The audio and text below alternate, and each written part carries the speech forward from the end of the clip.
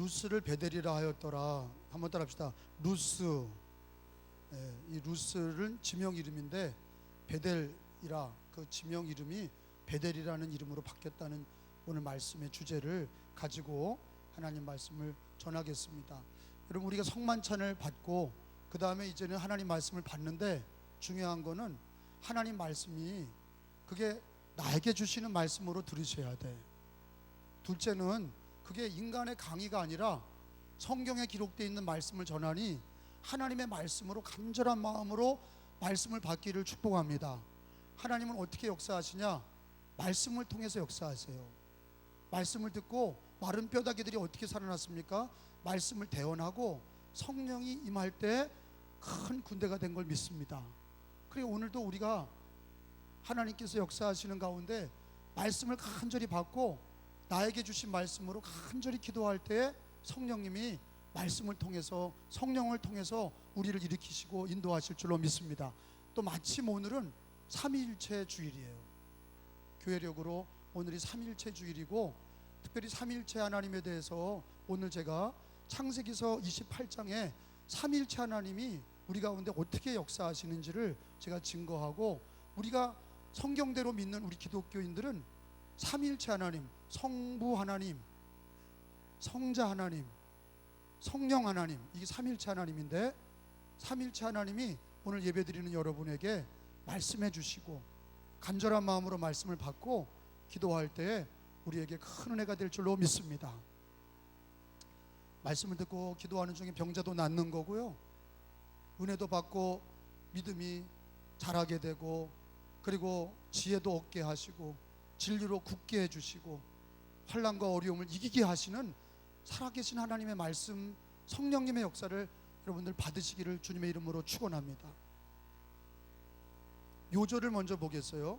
하나님께서 성경 28장, 창세기 28장 13절에 하나님께서 꿈에 야곱에게 하신 말씀이 13절, 14절, 15절 이렇게 이어나와.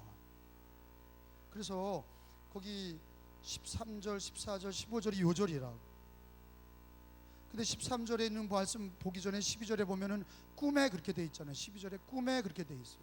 그러니까 이 말씀은, 이 야곱이가 언제 받은 말씀이냐면 꿈속에서 꿈꾸다가 하나님을 만나고 그 말씀을 듣고 하나님을, 예수님을 믿게 되는, 하나님을 믿게 되는 그런 말씀이 기록이 돼 있어요. 근데 오늘 성경 말씀을 보니까 하나님께서 뭐라고 그러시냐면 13절에 제가 먼저 읽겠어요. 또 본즉 여호와께서 그 위에 서서 이르시되 나는 여호와니. 거기 줄을 쳐봐요. 하나님께서 말씀은 길지 않아요. 나는 여호와다, 그 얘기 하시는 거예요. 하나님의 이름이 나와 있죠. 여호와, 성부의 이름이죠. 성부 하나님의 이름이 여호와, 성자 예수님의, 성자 하나님의 이름이 예수, 그리고 예수 믿는 우리들에게 오신 성령 하나, 보혜사 성령 하나님, 삼일체인데, 여러분 여기는 여호와 하나님께서 자기를 드러내시고 야곱에게 얘기하십니다. 근데 그때 뭐라고 얘기하셨냐면 나는 여호와니 너의 조상 아브라함의 하나님이요 이삭의 하나님이라. 야곱의 할아버지가 아브라함이고 자기 아버지가 이삭인데, 하나님이 뭐라고 그랬냐면 아브라함의 하나님, 이삭의 하나님이라.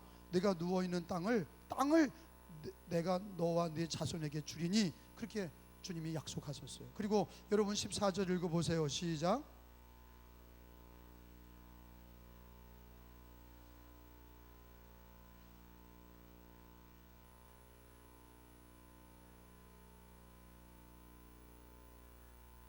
그러니까 두 번째 말씀은 뭐냐면 땅을 주신다고 그랬고, 내 족속이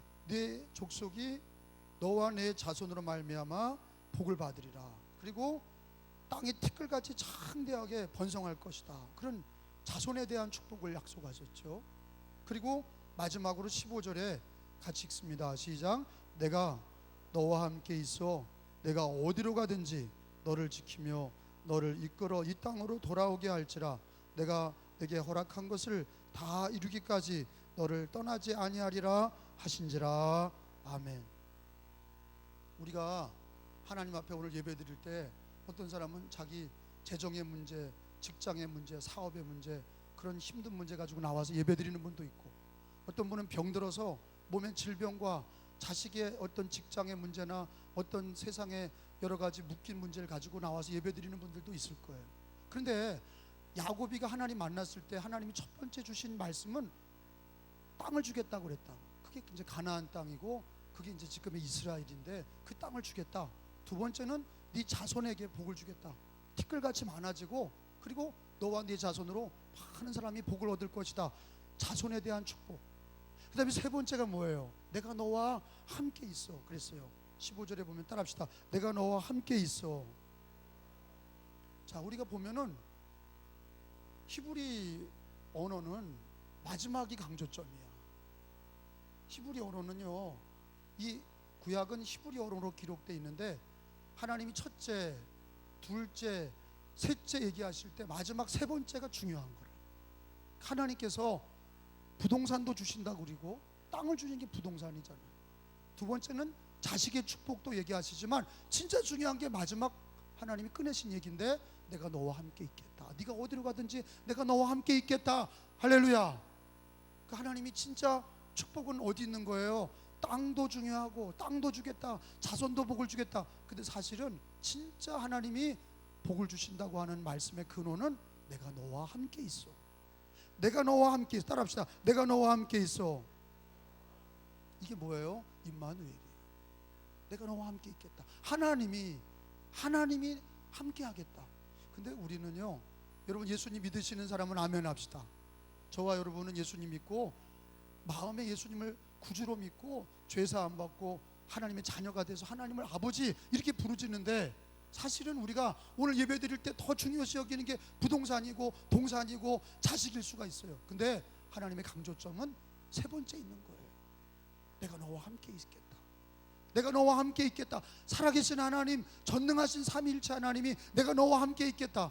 대통령이 함께 해주는 것도 힘인데 아니요, 대통령까지도 갈 것도 없어요.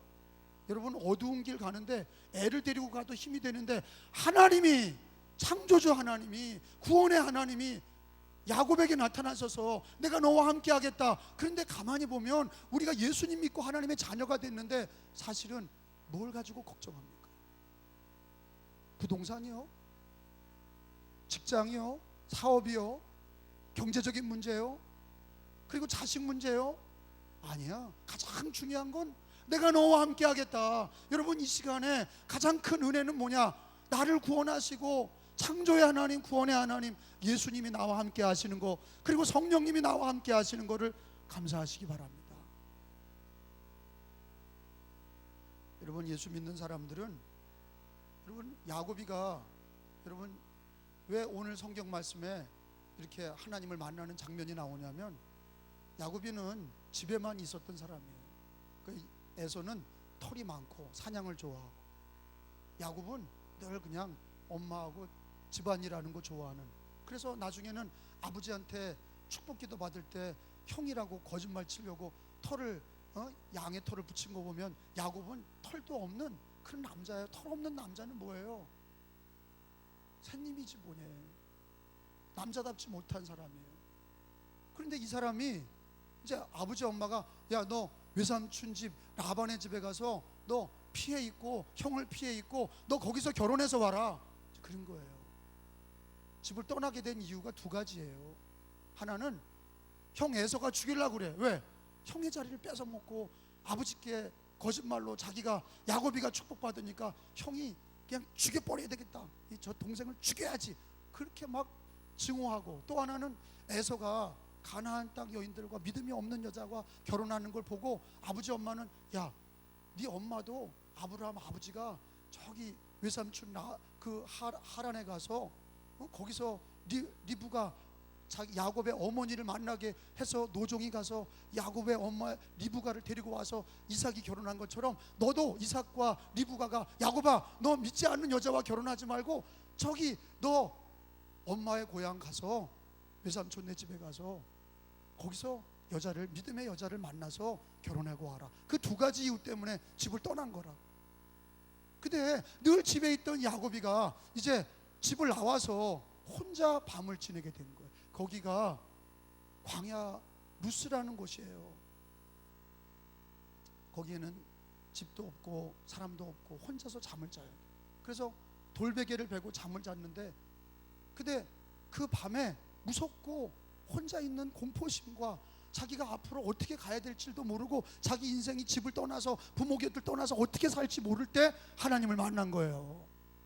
여러분, 사실은요, 우리가 하나님 만나는 게 배 부르고 등 따시면 하나님을 만나는 게 어려워. 왜? 하나님이 어려운 게 아니라 우리가 교만하고 우리가 간절함이 없기 때문에 하나님을 안 만나. 야곱도 정말로 자기가 집을 떠나서 혼자 어떻게 될지 모를 때 하나님을 찾아서 하나님을 만난 것처럼, 여러분, 오늘도 우리가 가장 큰 축복은 뭐냐? 우리가 하나님께서 꿈에 땅을 주겠다는 것도 있었고 자손을 복을 주겠다는 것도 있었지만, 사실은 가장 중요한 게 뭐냐? 하나님이 내가 너와 함께 있으리라, 내가 너와 함께 있겠다, 하나님이 함께 하겠다, 네가 어디로 가든지 내가 너와 함께 하겠다. 여러분, 사실은요, 예수 믿는 사람들의 가장 큰 은혜는 부동산도 아니고 자식도 아니고 임마누엘, 하나님이 나와 함께 하시는 데서부터 모든 은혜가 시작이 되는 것이.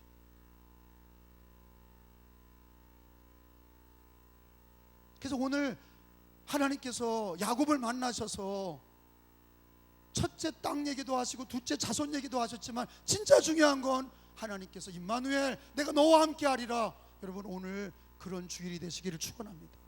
하나님이 나와 함께 하시는 거. 마태복음 28장에 가서 보면요, 예수님께서 믿는 성도들에게 약속하신 게 뭡니까? 세상 끝날까지 너희와 항상 함께 있으리라.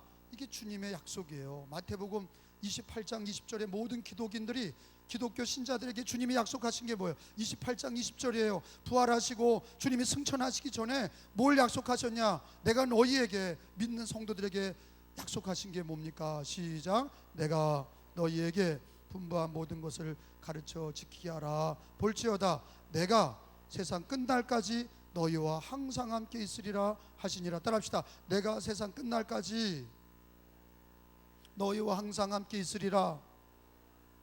여러분 같이 시작. 내가 세상 끝날까지 너희와 항상 함께 있으리라. 할렐루야, 할렐루야. 하나님이 야곱에게 무슨 복을 주셨냐? 땅의 복도 주시고 자손의 복도 주셨지만, 사실은 진짜 중요한 게 뭐냐? 내가 너와 함께 있으리라. 우리 예수 믿는 성도들이 가장 큰 복이 뭐냐? 예수님이 나와 세상 끝날까지 함께 하는 거예요. 그거를 믿으셔야 되고 그거를 감사하셔야 승리합니다. 부동산에 붙들려 있고 동산에 붙들려 있고 그리고 자식에게 붙들려 있고 그런 게 아니라 하나님께 붙들려 있어야 돼. 주님과 함께하는 하루하루의 삶이 돼야 돼. 그게 은혜요, 그게 능력이요, 그게 축복인 거예요. 할렐루야. 하나님 나와 함께 하시는 거예요. 야곱이가 평생에 가장 큰 은혜의 시작이 뭐냐?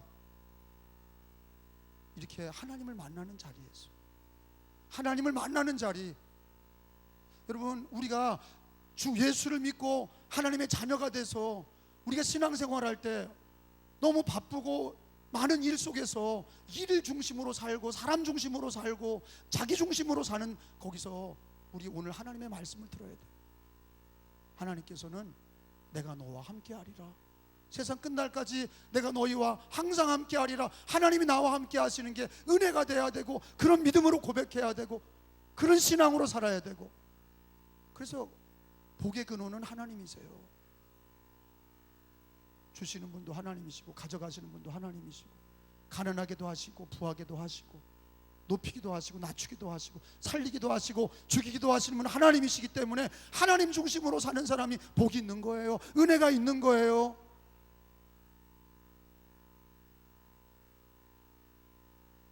우리 감리교 창시자 요한 웨슬레 목사님은 죽을 때 가장 행복한 시절이 언제입니까?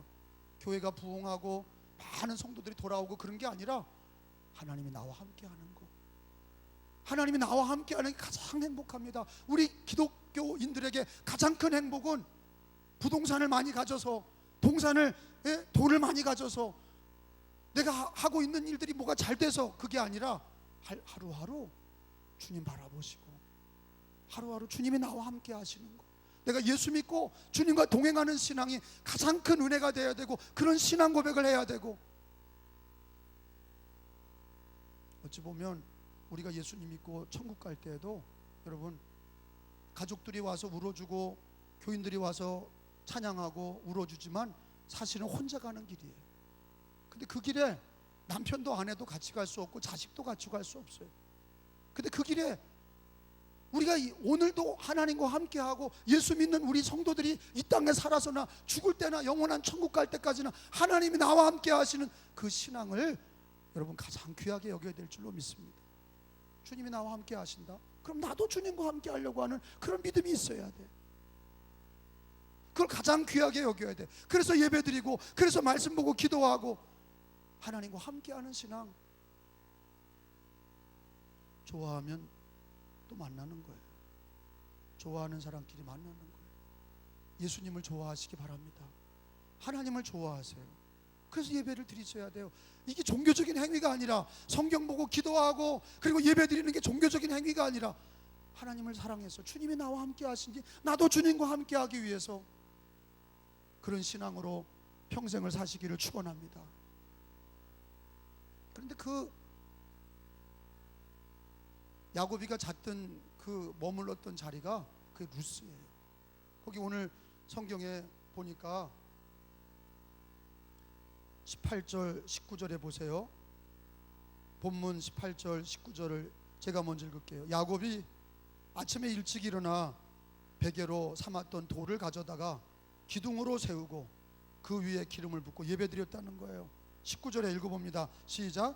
그곳 이름을 베델이라 하였더라. 그 성의 옛 이름은 루스다. 루스더라. 루스, 원래 이름이 루스예요. 루스를 예배를 드리고 하나님을 만나고 예배를 드리고 그 이름을 뭐라고 불렀다고요? 베델. 그럼 베델이란 뜻이 뭐냐? 여러분, 이름의 뜻이 다 있는 거예요. 강화에도 관청리가 있어요. 강화읍에. 이 관청이라는 거는, 관청리는 옛날에 관청이 있었기 때문에 그 마을 이름이 관청리가 된 거예요. 그리고 신문리는 새로운 문이 있다. 우리 왕궁에 새로운 문을, 새로운 문을 세웠다. 그래서 신문인 거예요. 마을마다 그 뜻의 이름이 있듯이 이 루스라고 하는 이름의 뜻이 있어요. 이 루스라는 뜻, 그 히브리 말은 뭐냐? 굽었다라는 뜻이에요. 굽었다. 루스라는 뜻은 굽었다, 그런 뜻인데, 굽었다는 건 뭐냐? 사람들이 그 땅 이름을 저주한 거야. 안 좋게 얘기한 거예요. 좋은 땅, 은혜의 땅, 이런 게 아니라 굽은 땅. 그 루스는요, 그래서 사람이 못 사는 땅이고, 거기는 굽은 땅이다. 그 우리 속된 말로 재수 없는 땅이다, 그런 거지.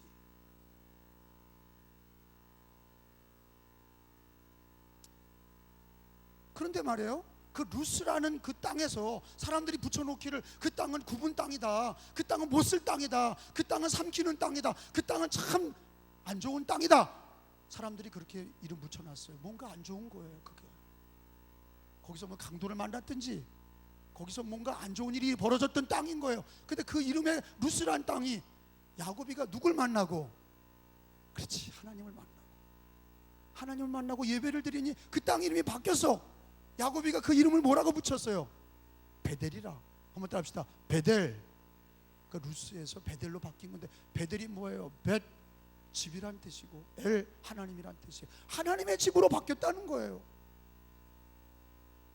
하나님의 집으로 바뀌었다는 게 굉장히 중요한 거예요. 그 지명이 루스라는 굽은 땅이고, 그 땅은 참 어려운 땅이고 삼키는 땅이고, 정말로 사람들이 거기를 피해가는 땅인데, 그 땅에서 하나님을 만나고 거기서 예배를 드리면서 하나님을 만난 그 예배 자리를 루스에서 베델로 바꿨다는 거는, 하나님의 은혜가, 하나님을 만난 자리는 베델로 바뀌는 역사가 일어나는 거예요.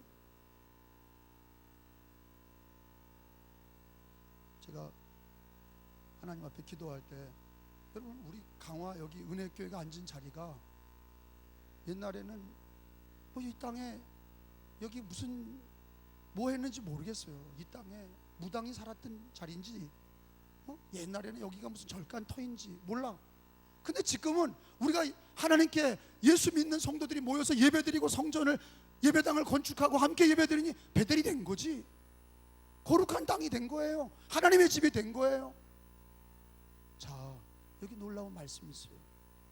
여러분, 우리들이 참 인생이 자기 집에 어려움이 생기고 그리고 자기 인생에 힘든 일이 생길 때 사실은요, 우리 그 인생이 루스예요. 그 집에서 하는 것마다 자식이 안 되고 병들고, 그 집에서 하는 일마다 병들고 사고 나고 막 그러면 사람들이 이사를 간다고? 세상에 이런 일이라는 그런 TV 프로가 있었는데, 거기 보면은 사람들이 그 집에만 가면은 다 시름시름 알아. 근데 알고 보니까 옛날에 목매달아 죽은 집이라는 거야. 그리고 그 집에 많은 사람들이 와가지고 거기서 막 사고 나고 그런 집을 모르고 샀는데 맨날 힘들은 일이 생겨. 귀신이 있거든. 마귀가 역사하거든. 그러니까 뭐 이런 세상에 뭐가 어디 있어. 싹 밀어버리고 다시 빌딩을 세웠어. 거기도 루스야. 인생이라는 거 하는 것이요, 아무리 리모델링을 하고 아무리 새로운 건물을 짓고 아무리 거기 땅을 개간해도요, 인생에서 안 되는 곳은 늘 안 되는 루스예요. 또 재밌는 거는 어떤 분들은 자기 인생이 하도 안 되니까 이름을 자꾸 바꾸더라. 개똥이를 소똥이로 바꾸고, 소똥이를 말똥이로 바꾸고. 왜? 자꾸 바꿔. 왜냐하면 인생이 아버지가 지어준 이름이 뭐 어디 철학관에서 지어왔는데 그게 또 안 되니까 또 이름을 또 가서 또 바꾸고, 말 또 단어끼리 충돌이 된다고 또 바꾸고. 여러분, 그것 때문에 인생이 피는 게 아니야. 그것 때문에 바꿀 수 없어. 절대로 인생이 바뀌지 않아. 성경에 오늘 루스가 어떻게 배달이 되죠? 하나님을 만나니까, 예배의 자리가 되니까. 여러분, 진리를 알지니 진리가 너희를 자유롭게 하리라. 여러분, 우리의 인생은요, 참 많은 루스의 삶을 살아. 여러분 가정도 그렇고 여러분 인생도 그렇고, 안 되면 또 징크스가 있어서 또 안 되고 또 안 되고 그러는 거예요. 사람이 징크스가 있거든요. 넘어진 데 또 넘어지고, 시험 드는 데 또 시험 들고, 안 되는 데서 또 굽고 병들고 어려워. 근데 이걸 바꾸는 방법이 뭐냐? 야곱이가 하나님 만나고 거기서 예배를 드릴 때 루스가 배달이 된 사건처럼, 여러분, 우리는 인간의 방법으로 바꾸고 리모델링을 하고 우리의 방법을 통해서 어떻게 바꾼다고 바뀌는 게 아니라, 우리가 노력한다고 바뀌는 게 아니라 하나님이 바꿔주셔야 돼. 하나님을 만나고 하나님께 예배하는 자리가 루스가 변하여 배달이 되는 역사가 일어나는 줄로 믿습니다. 여러분, 우리가 자체가 그런 거 아니에요? 주 예수를 믿고 죄의 삭은 사망이고 죄로 말미암아 우리가 태어날 때부터 죄인이고 지옥에 가는 우리 인생에서 예수님을 만나고 우리는 죄 사함을 받아서 우리 삶이 배달이 된 걸 믿으시기 바랍니다. 그 성경은 뭐라고 얘기하세요? 여러분, 성경 고린도후서 5장 17절을 다 찾아보겠습니다. 집을 바꾸고 우리가 공부를 많이 하고 아무리 우리가 세탁을 해도 바뀌지 않아. 근데 예수님을 만나고 하나님을 만나면 하나님께서 루스를 베델로 바꾸시고 우리의 삶이 하나님과 예배드릴 때 바뀌는 거예요. 고린도후서 5장 17절에는 그 말씀을 뭐라고 그러냐? 그런즉 누구든지 흑인이나 백인이나 황인종이나 남녀노소 관계없이 누구든지 그리스도 안에 있으면, 예수 안에 있으면 새로운 피조물이라 베델이 되는 거지. 이전 것은 지나갔으니 루스가 지나가고 보라 새 것이 되었도다. 베델이 되는 거지. 이건 누구에게 능력이 있냐? 인간의 능력이 있는 게 아니라 하나님의 은혜요, 예수의 능력이요, 성령의 역사인 줄로 믿습니다. 읽어봅니다. 그런즉 시작. 그런즉 누구든지 그리스도 안에 있으면 새로운 피조물이라. 이전 것은 지나갔으니 보라 새 것이 되었도다. 아멘. 한번 따라합시다. 그리스도 안에 있으면 새로운 피조물이라. 그리스도 안에 있으면 새로운 피조물이라. 이전 것은 지나갔으니 보라 새 것이 되었도다. 할렐루야.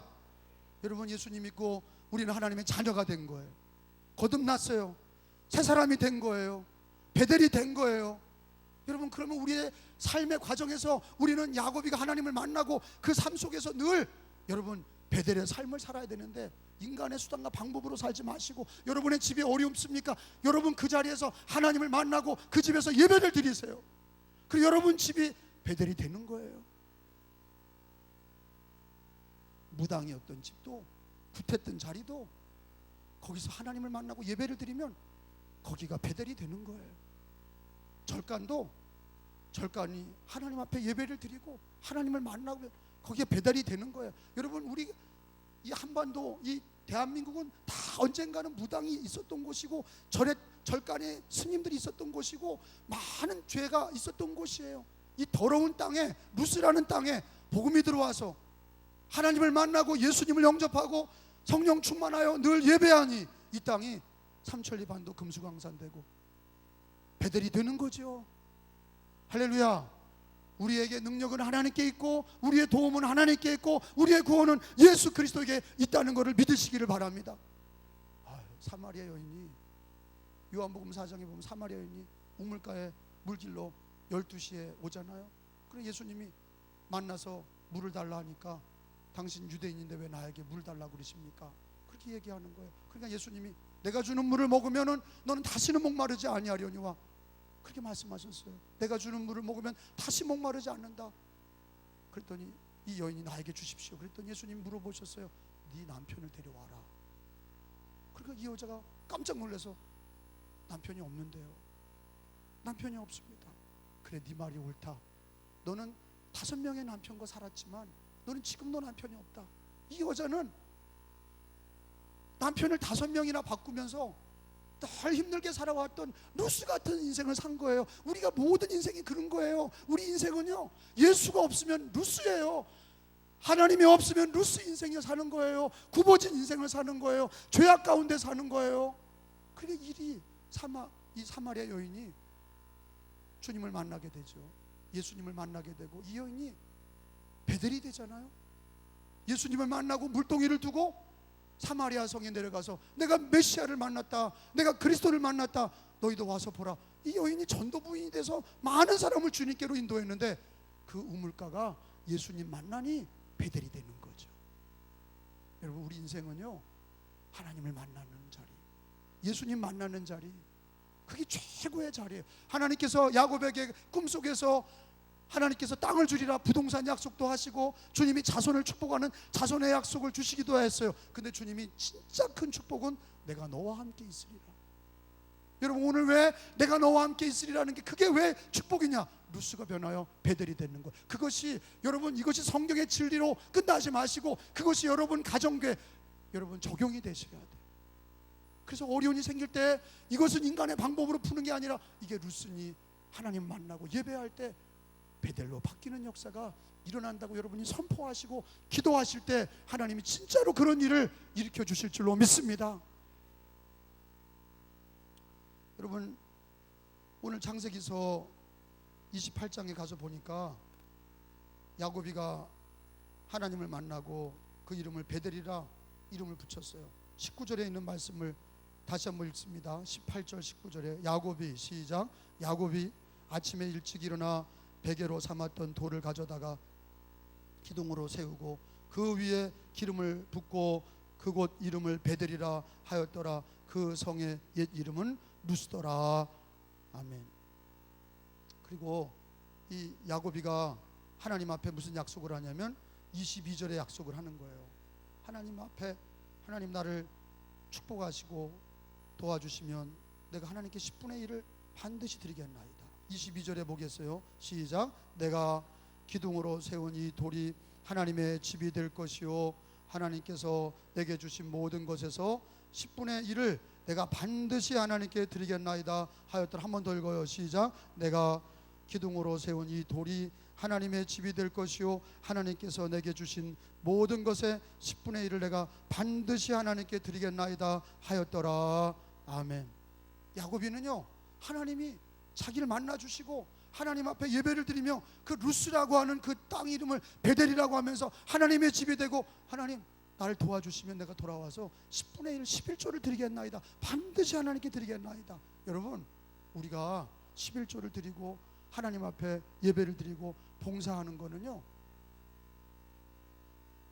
구원받은 은혜, 하나님을 만난 은혜의 기쁨으로 해야 돼. 그게 없는 사람은요, 불평하게 되는 거예요. 뭐가 잘 됐니 틀렸니 막 그러는. 여러분, 교회 봉사하는 분들이요, 하나님의 구원의 은혜, 주님과 함께하는 은혜에 감사해서 야곱이가 하나님을 만나고 베델이 되니까 그 야곱의 기쁨의 구원의 감사와 하나님 만난 그 기쁨이 헌신으로 고백되잖아요. 11조를 드리겠나이다. 여러분, 늘 교회 봉사는요, 주님을 만나지 못한 사람은 하지 말아야 돼. 왜? 자꾸 불평하니까. 하나님 만나지 못하면 자꾸 불평하는 거예요. 누가 어떠니, 사람이 어떻게 했는데 나한테 무슨 얘기를 했느니 자꾸 시비하는 거예요. 왜 그래요?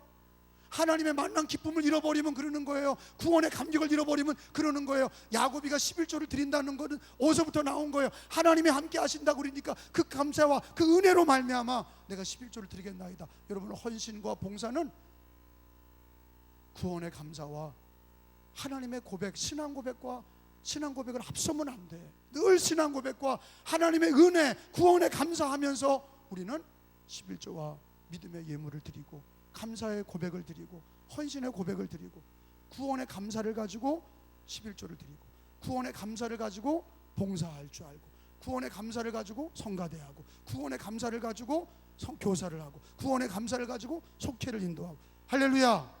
구원의 감사를 잃어버린 성도들은 자꾸 사람 보고 시험 드는 거예요. 그러니까 구원의 감사를 날마다 잊어버리면 안 돼요. 날마다 구원의 감사를, 만입이 내게 있으면 그 입 다 가지고 나를 구원하신 하나님을 찬양하겠네. 여러분, 예수님 믿는 사람들은요, 구원받은 은혜에서부터, 예수 그리스도의 은혜로부터, 하나님의 은혜로부터 봉사와 헌신이 나와야, 그래야 충만한 축복이 있는 줄로 믿습니다. 고린도전서 15장 10절에 보세요. 바른 헌신은 하나님의 은혜에서 출발하는 거다 하는 거예요. 고린도전서 15장 10절을 보겠습니다.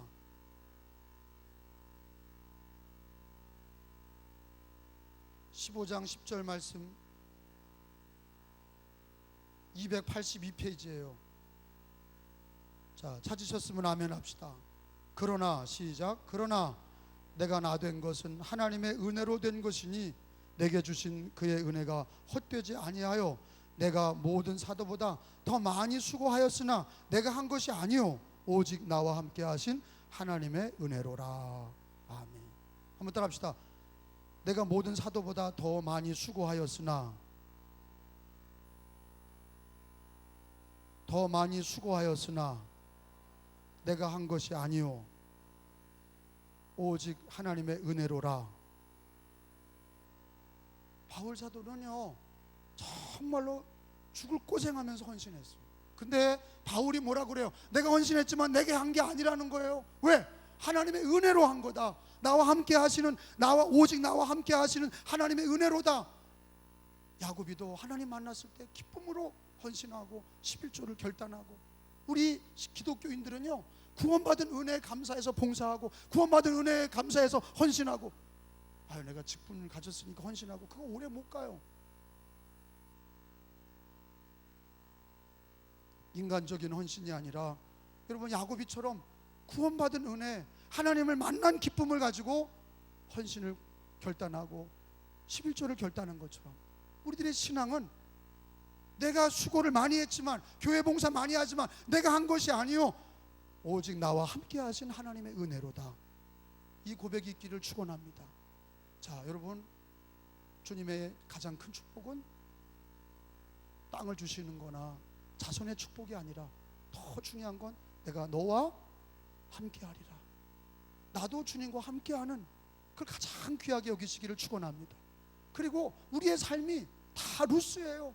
그를 인간의 방법으로 리모델링하지 마시고 하나님을 만난 그곳에서 예배하고 하나님이 우리 자리를 베델로 바꿔주시고, 그런 신앙인이 되시기를 축원합니다. 그리고 헌신은 우리가 인간의 노력으로 하는 헌신이 아니라, 우리 기독교의 모든 헌신은 하나님의 은혜로다. 나와 함께 하시는 하나님의 은혜로다. 그래서 은혜 받은 사람들은 헌신을 기쁨으로 하는 거예요. 늘 구원받은 감사로 헌신하고 예배드리시고 봉사하시고 하나님 구원에 감사해서 주를 위해 충성하시기를 예수님의 이름으로 축원합니다. 예수님의 이름으로 축복합니다.